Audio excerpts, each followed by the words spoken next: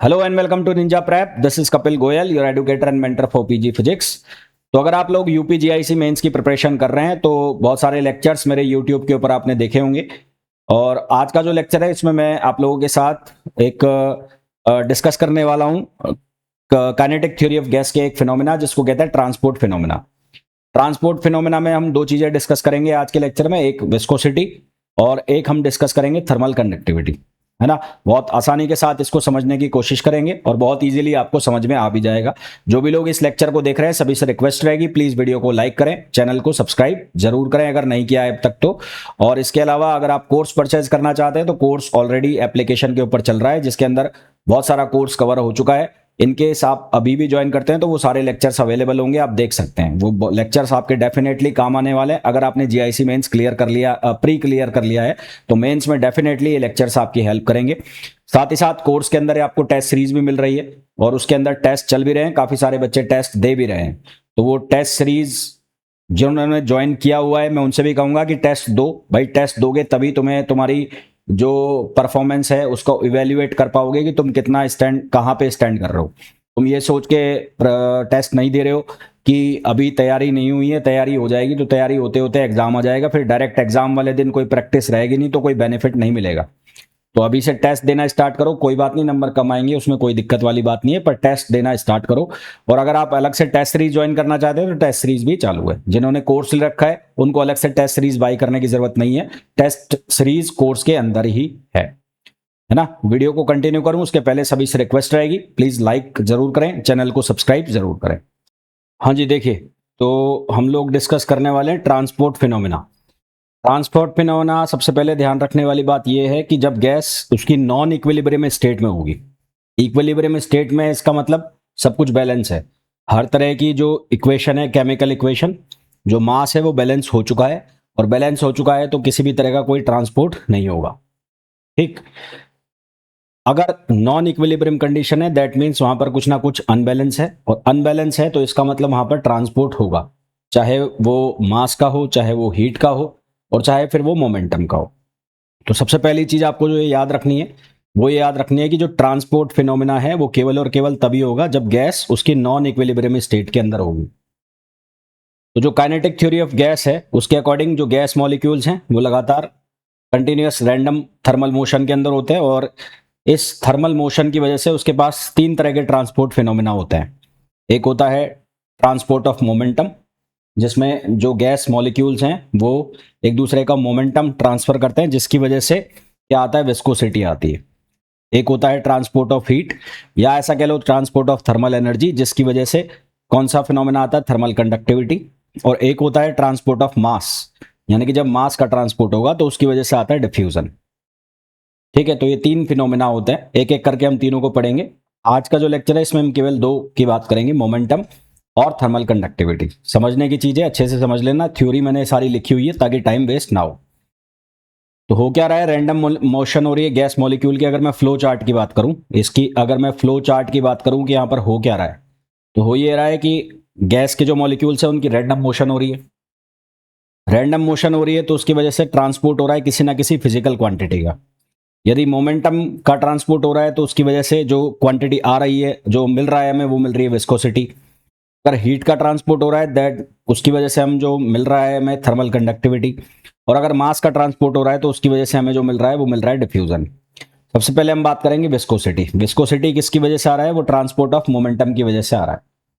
Viscosity का मतलब क्या होता है आपको बहुत अच्छे से पता है। जब कोई फ्लूइड का फ्लो होता है तो उस फ्लूइड के फ्लो का जो अपोज होता है ना, वो क्वांटिटी जो फ्लूइड के फ्लो का अपोज करती है उसको हम विस्कोसिटी कहते हैं।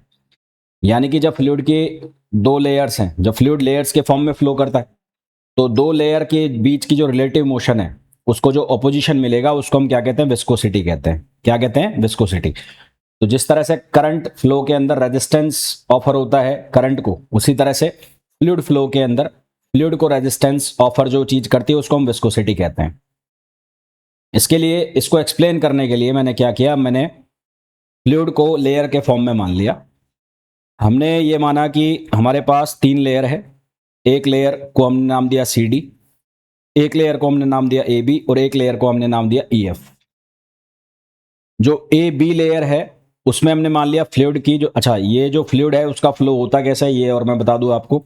जैसे मान लो ये कोई चैनल है, इसमें फ्लूइड का फ्लो हो रहा है, तो जो इसके कांटेक्ट में होगी बिल्कुल यहाँ पर वेलोसिटी जीरो होगी। जैसे जैसे आप ऊपर बढ़ते जाओगे वेलोसिटी बढ़ती जाएगी, जैसे जैसे आप ऊपर बढ़ते जाओगे वेलोसिटी क्या होती जाएगी, बढ़ती जाएगी। और वापस जब सरफेस के पास पहुंचोगे तो वेलोसिटी वापस से क्या होगी, जीरो होगी। तो हमने 3 लेयर मान लिया। ए बी लेयर जो है उसकी वेलोसिटी को हमने माना v। तो v के ऊपर जाऊंगा तो इसके अकॉर्डिंगली वेलोसिटी बढ़ेगी, और v के नीचे आऊंगा तो वेलोसिटी क्या होगी, कम होगी। दो लेयर के बीच की जो डिस्टेंस है उसको मैं मीन फ्री पाथ के बराबर मान रहा हूं। दो लेयर के बीच की जो डिस्टेंस है उसको हम किसके बराबर मान रहे हैं, mean free path. Mean free path क्या होता है आपको पता है बहुत अच्छे से। तो मीन फ्री पाथ के बराबर हम दो लेयर के बीच की विस्कोसिटी को, डिस्टेंस को मान रहे हैं। वेलोसिटी ग्रेडियंट हम एक हम यूज करेंगे, यानी कि जैसे भी हम हाइट के साथ ऊपर नीचे बढ़ेंगे तो उसके अकॉर्डिंगली जो वेलोसिटी में चेंज होगा उसको हम बोलेंगे वेलोसिटी ग्रेडियंट। और उस वेलोसिटी ग्रेडियंट को हम यहां पर लिखेंगे, वेलोसिटी ग्रेडियंट जो है उसको हम यहां पर लिखेंगे dv अपॉन dz। तो जब मैं इस लेयर से ऊपर की तरफ जाऊंगा यहां पर, तो यहां पर वेलोसिटी ऑब्वियसली बात है बढ़ेगी। बढ़कर वेलोसिटी कितनी होगी, v प्लस पहले की जो वेलोसिटी है v, और वेलोसिटी ग्रेडियंट कितना हो गया, dv अपॉन dz। अब इसकी यूनिट देखोगे तो वेलोसिटी में डिस्टेंस का भाग लग रहा है, तो यहां से इसको डिस्टेंस से मल्टीप्लाई करना पड़ेगा ताकि ये पूरी वेलोसिटी बनी रहे। तो इसलिए इसको किससे मल्टीप्लाई कर दिया, लैम्बडा से। इसी तरह से नीचे वाली लेयर के ऊपर वेलोसिटी हो गई v minus dv upon dz और इनटू लैम्बडा। तो ये सी डी की वेलोसिटी हो गई, ए बी की वेलोसिटी वी हो गई, और ई एफ की वेलोसिटी ये हो गई। ठीक है, बहुत आसान चीज है, कोई बहुत भारी चीज है नहीं। अजम्पशन हमने ले लिया नंबर डेंसिटी। नंबर डेंसिटी मतलब नंबर ऑफ मॉलिक्यूल्स। तो नंबर ऑफ मॉलिक्यूल्स जो हमने लिया वो लिया n। एक मॉलिक्यूल का मास हमने ले लिया m, और एवरेज मॉलिक्यूल स्पीड हमने ली c। हमने यहां पर निकाला average molecule crossing unit area पर सेकेंड। तो सबसे पहले तो मैं ये निकाल लेता हूं कि जो नंबर ऑफ मॉलिक्यूल्स हैं एक डायरेक्शन में वो कितने जाएंगे। तो एक डायरेक्शन में जो नंबर ऑफ मॉलिक्यूल्स जाएंगे वो जाएंगे कितने, 6 n/6। पहले यहां पर वेलोसिटी ग्रेडियंट को देख लें। वेलोसिटी ग्रेडियंट, वेलोसिटी चेंज होगी परपेंडिकुलर डायरेक्शन में, डायरेक्शन जो फ्लो हो रहा है उसके परपेंडिकुलर डायरेक्शन में, उसको हम कहेंगे वेलोसिटी ग्रेडियंट। फिर हमने 3 लेयर ली थी, मिडिल लेयर को ए बी, लोअर को तो यहां पर वेलोसिटी आ गई। अब number of molecules in any direction. तो किसी भी डायरेक्शन के अंदर जो मॉलिक्यूल्स, नंबर ऑफ मॉलिक्यूल्स जाएंगे वो कितने जाएंगे, n/6 जाएंगे, n/3 जाएंगे, सॉरी कितने जाएंगे, n/3। अब ये n/3 कैसे हो रहा है भाई, हमारे पास मान लो टोटल नंबर ऑफ मॉलिक्यूल्स हैं n है, तो हमारे पास 3 डायरेक्शन है, एक है x, एक है y और एक है z। एक है x और एक है y और एक है z। तो मॉलिक्यूल्स इक्वली हर डायरेक्शन में ट्रैवल कर सकते हैं, तो इक्वल प्रोबेबिलिटी है। तो प्रोबेबिलिटी के अकॉर्डिंग किसी भी पर्टिकुलर डायरेक्शन में कितना हो गया, n/3। किसी भी पर्टिकुलर डायरेक्शन में कितना हो गया, n/3। तो हमारे पास यहाँ पर 3 लेयर है, 1 2 और 3। तो हमें तो केवल ये वाली डायरेक्शन चाहिए जिसको हम बोल रहे हैं z। तो z डायरेक्शन में कितना हो गया, n/6 हो गया। अब n/6 को भी हम 2 पार्ट में बांट देंगे, एक बार लेयर के ऊपर और लेयर के नीचे। तो पॉजिटिव डायरेक्शन और नेगेटिव डायरेक्शन। तो n/6 2 पार्ट में बटेंगे, तो यानी कि n/3 जो है वो 2 पार्ट में बटेंगे। तो n/3 यहां पर है, तो n/3 2 पार्ट में बट गए। n/6 ऊपर चले जाएंगे और n/6 ही कहां जाएंगे, नीचे आ जाएंगे। यानी कि जो z डायरेक्शन में उसमें जो अपर लेयर है और लोअर लेयर, उसमें नंबर ऑफ मॉलिक्यूल्स की जो प्रोबेबिलिटी हो गई वो n/6 हो गई। कितनी हो गई, n/6। अब हम यहां से क्या निकाल लेंगे, n/6 हमने निकाल लिया, तो हम यहां निकालेंगे average molecule crossing per unit area per unit time per unit second. तो हमारे पास average number of molecules crossing per unit area per second आएगा nc/6, जहां c एवरेज वेलोसिटी। अगर इसकी यूनिट ध्यान से देखो आप, तो हमें क्या लिखा है, average molecule crossing per unit area और पर सेकंड। तो यहां पर यूनिट एरिया को आप लिखोगे l², और जो आप इसकी यूनिट लिखोगे वेलोसिटी की, तो वेलोसिटी की यूनिट क्या होगी, मीटर पर सेकंड। तो यहां से हमारे पास क्या आ जाएगा, ये इसकी हमने यहां से एक तरह से क्या निकाला है, यहां से हमने डायमेंशन सेट किए, हमने ये यूनिट सेट किए। तो हमने क्या निकाल लिया, average molecules crossing per unit area, average molecules crossing per unit area per second. तो ये कैसे निकाला, ये नंबर डेंसिटी दे रखी है। नंबर डेंसिटी जो है ये क्या है, number in per unit volume है ना, ये नंबर है पर यूनिट वॉल्यूम में, नंबर पर यूनिट वॉल्यूम। और इसको मैंने मल्टीप्लाई कर दिया किसके साथ, सी के साथ। तो ये हो गया n, वॉल्यूम को लिखेंगे हम मीटर क्यूब से, और जो हमारे पास स्पीड हो गई, स्पीड को हम लिखेंगे मीटर पर सेकंड से, तो ये कट गया यहाँ से। तो हमारे पास आ जाएगा नंबर पर मीटर स्क्वायर पर सेकंड। तो यही हम लिख रहे हैं, average molecules crossing per unit area per second. तो वो कितना आ गया, NC/6 आ गया। तो ये हमने यूनिट से पकड़ा है कि ये बन कैसे रहा है। अब हमें मोमेंटम निकालना है। तो अब ये जो ऊपर वाली लेयर थी ये वाली, इसके पास भी कुछ मोमेंटम होगा, आगे भाग रही है। मोमेंटम क्या होता है, मास इनटू वेलोसिटी। इसी तरह से नीचे वाली लेयर के पास भी कुछ मोमेंटम होगा, क्योंकि इनके बीच में एक रिलेटिव वेलोसिटी आ गई।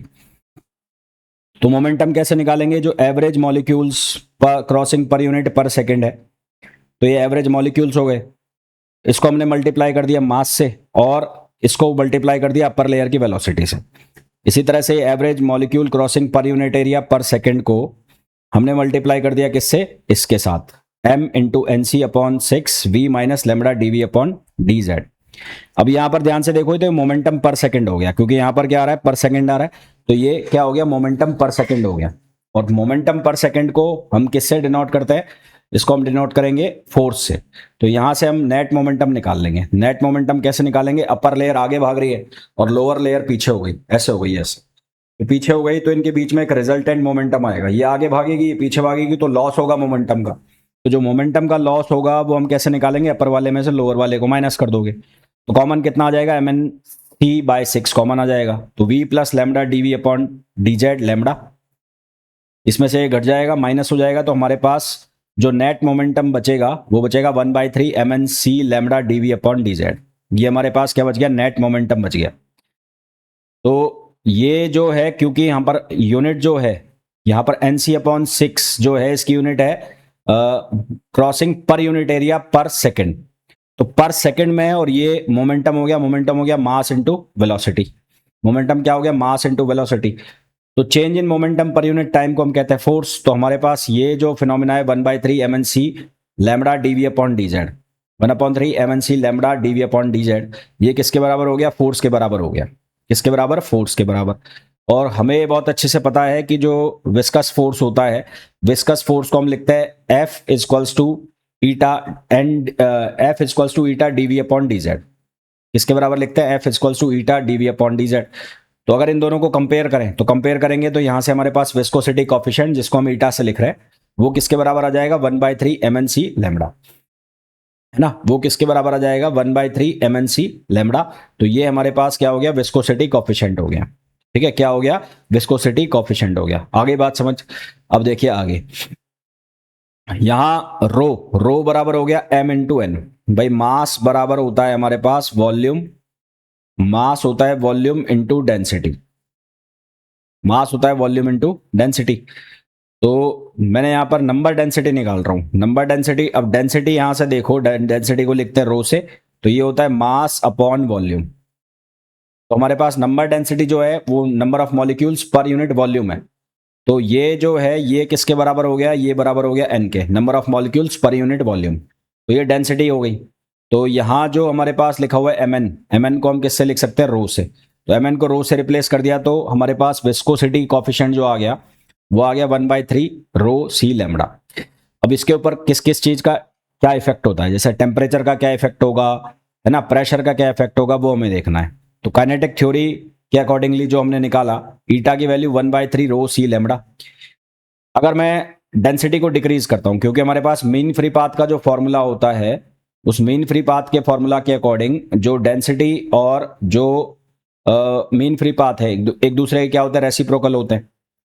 तो यदि डेंसिटी को हम डिक्रीज करेंगे तो मीन फ्री पाथ जो है वो क्या होगा, इंक्रीज हो जाएगा। यानी कि इस फॉर्मूला के अंदर मैं डेंसिटी को डिक्रीज करता हूं तो लेमडा की वैल्यू क्या हो जाएगी, इंक्रीज। और दोनों मल्टीपल में, तो दोनों एक दूसरे को न्यूट्रल कर देंगे, यानी कि वैल्यू आ जाएगी कांस्टेंट। वैल्यू कांस्टेंट हो जाएगी तो इसका मतलब क्या हो जाएगा कि जो सी है, सी यहाँ सी हमने पढ़ा है कि आरएमएस स्पीड में भी पढ़ा है, वो प्रोपोर्शनल होता है √T के। तो क्योंकि रो और लैम्बडा तो हो गया कांस्टेंट, तो जो हमारे पास विस्कोसिटी है वो टेम्परेचर के स्क्वायर रूट के डायरेक्टली प्रोपोर्शनल हो गई। तो इसका मतलब यदि गैसेस के लिए हम टेम्परेचर बढ़ाएंगे तो उसकी विस्कोसिटी क्या होगी, इंक्रीज होगी। इसका सीधा सा मतलब है गैसेस के लिए यदि हम टेम्परेचर को बढ़ा देंगे तो उसकी विस्कोसिटी क्या होगी, इंक्रीज हो जाएगी। ठीक है, आगे देखो प्रेशर का इफेक्ट। प्रेशर का इफेक्ट क्या होगा, यदि आप प्रेशर को इंक्रीज करोगे तो डेंसिटी इंक्रीज होगी, और क्योंकि लैम्डा और जो डेंसिटी है एक दूसरे के रेसिप्रोकल है, तो प्रेशर को इंक्रीज किया तो डेंसिटी बढ़ी, और डेंसिटी बढ़ी तो जो मीन फ्री पाथ है वो क्या होगा, डिक्रीज होगा। जैसे यहां पर हमने टेम्परेचर बढ़ाया गैसेस के लिए तो डेंसिटी डिक्रीज हुई टेम्परेचर बढ़ने पर, और फिर मीन फ्री पाथ क्या हो गया, बढ़ गया। प्रेशर के केस में उल्टा हो रहा है, तो वापस से रो लैम्डा जो है वो किसके बराबर आ गया, कांस्टेंट, और रो लैम्डा कांस्टेंट के बराबर आ गया। तो एवरेज मॉलिक्यूलर स्पीड जो स्पीड है वो प्रेशर से क्या होती है, इंडिपेंडेंट होती है। हमने ये पढ़ा हुआ है काइनेटिक थ्योरी ऑफ गैसेस में कि जो mean free average molecular speed है वो प्रेशर से इंडिपेंडेंट होती है। तो सी जो है वो क्या होता है, इंडिपेंडेंट ऑफ प्रेशर। सी जो है वो क्या होता है, इंडिपेंडेंट ऑफ प्रेशर। तो सी इंडिपेंडेंट ऑफ प्रेशर हो गया, रो लैम्डा कांस्टेंट हो गया। इसका मतलब विस्कोसिटी जो है प्रेशर के साथ चेंज नहीं होती, प्रेशर बढ़ाओगे घटाओगे वो उसमें कोई फर्क नहीं आएगा। तो कंक्लूजन क्या हो गया कि जो गैस की विस्कोसिटी है वो प्रेशर से क्या होती है, इंडिपेंडेंट होती है। ठीक है, तो होपफुली ये प्रेशर, ये जो डेरिवेशन है ये भी आपको बहुत अच्छे से समझ में आ गया होगा। फॉर्मूला मेनली आपको याद रखना है, और उसके अलावा प्रेशर और टेम्परेचर का किस तरह से इफेक्ट होता है वो आपको अच्छे से समझ आ गया होगा। अब हम बात करने वाले हैं थर्मल कंडक्टिविटी की। तो थर्मल कंडक्टिविटी कौन सा फिनोमेना है, ट्रांसपोर्ट ऑफ थर्मल एनर्जी। अब काइनेटिक थ्योरी में हमने पढ़ा कि जो मॉलिक्यूल्स हैं वो रैंडम मोशन करते हैं, तो रैंडम मोशन करते हैं तो अलग अलग लेयर का अलग अलग टेम्परेचर होता है। जिस तरह से वहां पर हमने 2 लेयर कंसीडर की थी विस्कोसिटी वाले केस में, वैसे ही यहां पर लेयर हम कंसीडर कर लेंगे। अलग अलग लेयर का अलग अलग टेम्परेचर होगा। एक जो मिडिल वाली लेयर है उसका थीटा टेम्परेचर, ऊपर जाएंगे तो टेम्परेचर बढ़ेगा, वेरिएशन आएगा, नीचे जाएंगे तो टेम्परेचर क्या होगा, कम होगा। टेम्परेचर जिसमें टेम्परेचर ज्यादा हो गया वो हॉट लेयर हो जाएगी, और जिसका टेम्परेचर कम हो गया वो कौन सी लेयर हो जाएगी, कोल्ड लेयर हो जाएगी।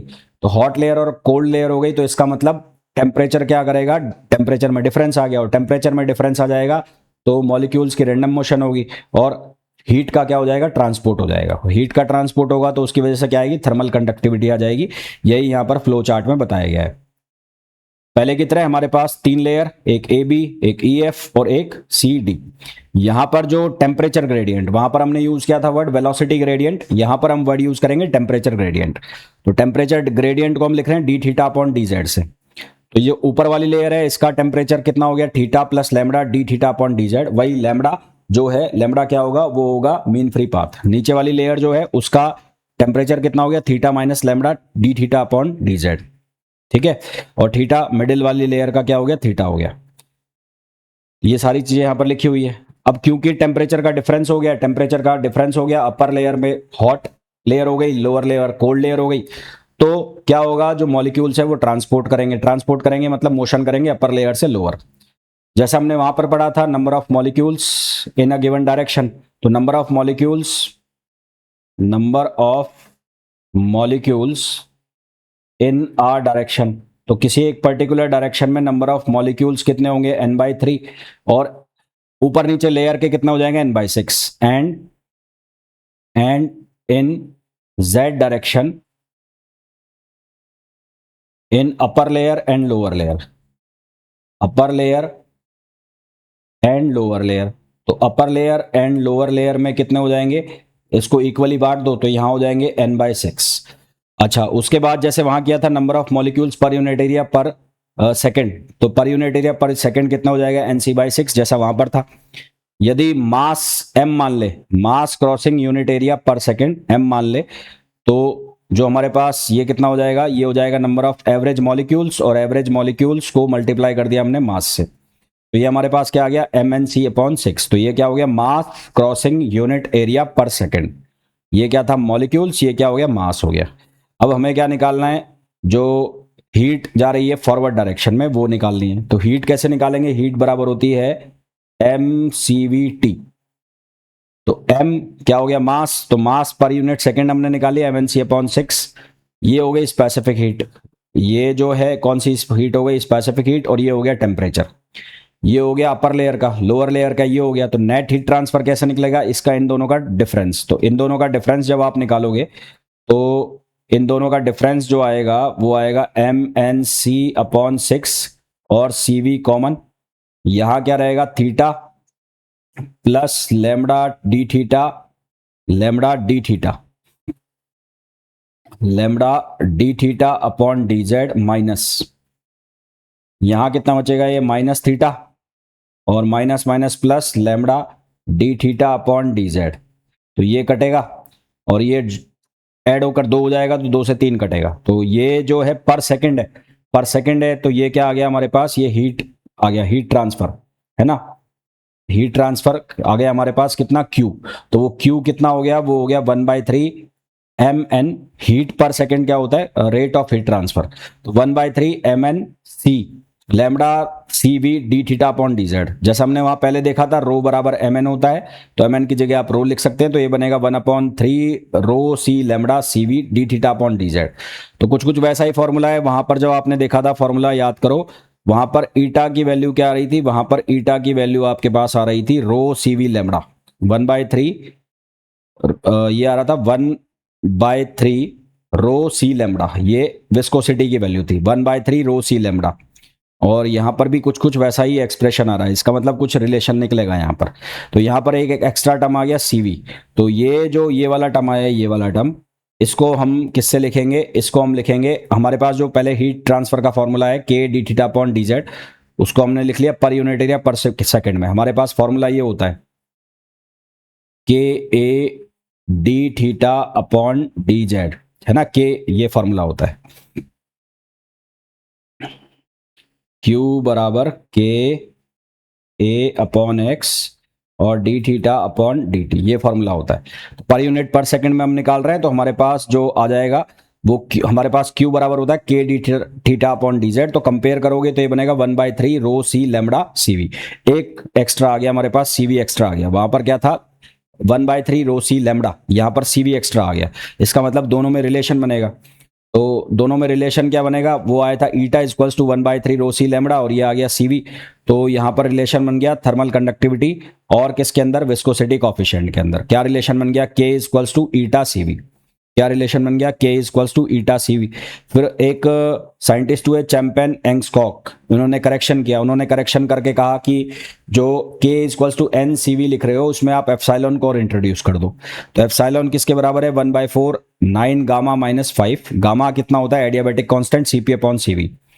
तो उसके बाद करेक्शन करके के की वैल्यू जो है उसमें एप्सिलॉन और इंट्रोड्यूस कर दिया गया, तो ये लिखा गया 1/3 एप्सिलॉन रो सीवी रो सी लैम्डा सीवी। तो ये एग्जैक्ट फॉर्मूला करेक्शन करने के बाद आया। टेम्परेचर और प्रेशर का क्या इफेक्ट पड़ेगा, तो के बराबर 1/3 rho c lambda CV, CV जो है वो क्या है, स्पेसिफिक हीट कांस्टेंट है, रो लैम्डा कांस्टेंट हो जाएगा, टेम्परेचर बढ़ाएंगे डेंसिटी कम होगी, लैम्डा बढ़ेगा, रो लैम्डा कांस्टेंट हो जाएगा, सी डायरेक्टली प्रोपोर्शनल हो जाएगा स्क्वायर रूट ऑफ टी के। तो जो थर्मल कंडक्टिविटी है वो टी के स्क्वायर रूट के डायरेक्टली प्रोपोर्शनल हो जाएगी, यानी कि टेम्परेचर बढ़ाओगे तो थर्मल कंडक्टिविटी भी क्या होगी, बढ़ेगी। इसी तरह से प्रेशर के केस में देखेंगे, तो प्रेशर के केस में यहाँ पर एप्सिलॉन तो कांस्टेंट रहेगा, ईटा यानी कि जो हमारे पास विस्कोसिटी थी वो प्रेशर से इंडिपेंडेंट है, और सीवी जो है वो तो कांस्टेंट रहना है, इसका मतलब के भी जो है प्रेशर से इंडिपेंडेंट होगा, कांस्टेंट होगा।